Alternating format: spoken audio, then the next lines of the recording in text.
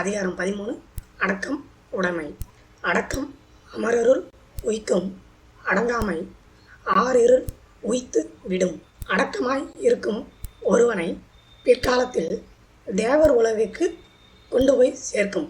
அதுவே அடங்காமல், அதாவது யாருக்குமே அடங்காமல் வாழறது அவனை நிறைஞ்ச இருளுக்குள்ளே கொண்டு போய் சேர்த்துரும். அப்படிங்கிறது தான் இந்த குறளுக்கான விளக்கம்.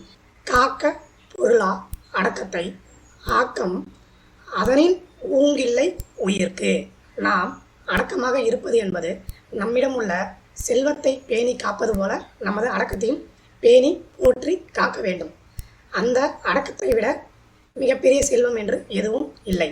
செறிவறிந்து சீர்மை பயக்கும், அறிவறிந்து ஆற்றின் அடங்கப் பெறின். அதாவது அறிய வேண்டிய அனைத்தையும் அறிந்த பின்னும் ஒருவன் அடக்கமாக வாழ்வான் என்றால் அவனது அந்த அடக்கமே நல்லவர்களால் அறியப்பட்டு அதனால் அவனுக்கு பெருமை சேரும் என்பதே இந்த குறளுக்கான விளக்கம். நிலையில் தெரியாது அடங்கியான் தோற்றம் மலையினும் மானப் பெரிது.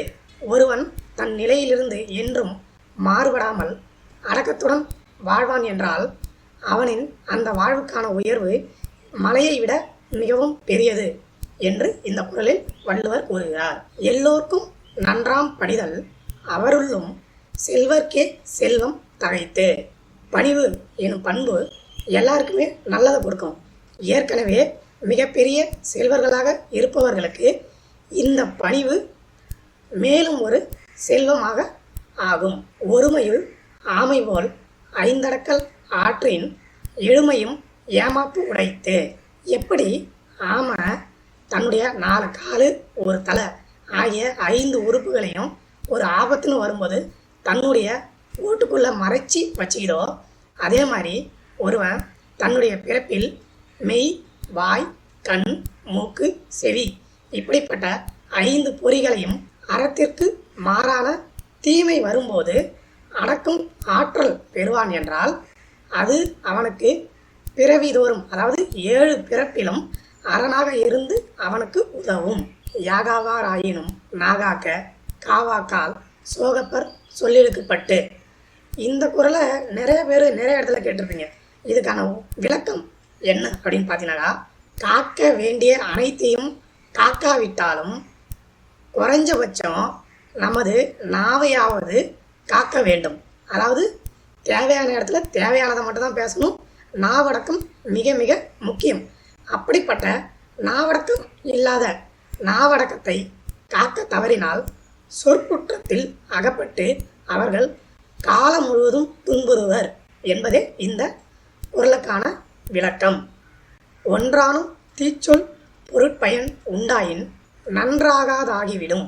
தீய சொற்களின் பொருளால் பிறருக்கு வரும் துன்பம் சின்னது, அதாவது சின்னதாக இருந்தாலும் அந்த குறை ஒருவனிடம் இருக்கும் பொழுது அவனுக்கு பிற அறங்களால் வரும் நன்மையும் தீமையாகவே போய்விடும்.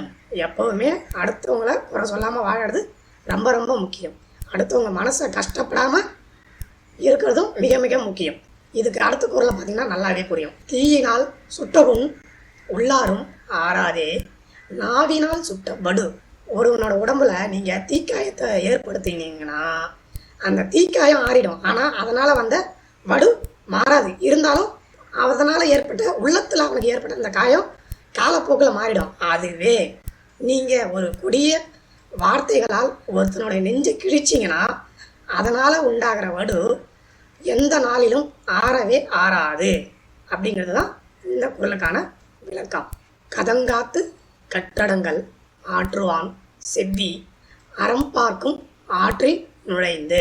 கல்வியை கற்றுக்கிட்டு மனசுக்குள்ள கோபம் வராமல் பாதுகாத்து அடக்கமாக வாழும் ஆற்றல் பெற்ற ஒருவனை அடைவதற்கான நேரத்தை எதிர்பார்த்து அறம் அவன் வழியில் நுழைந்து வெயிட் பண்ணிக்கிட்டு இருக்கும்.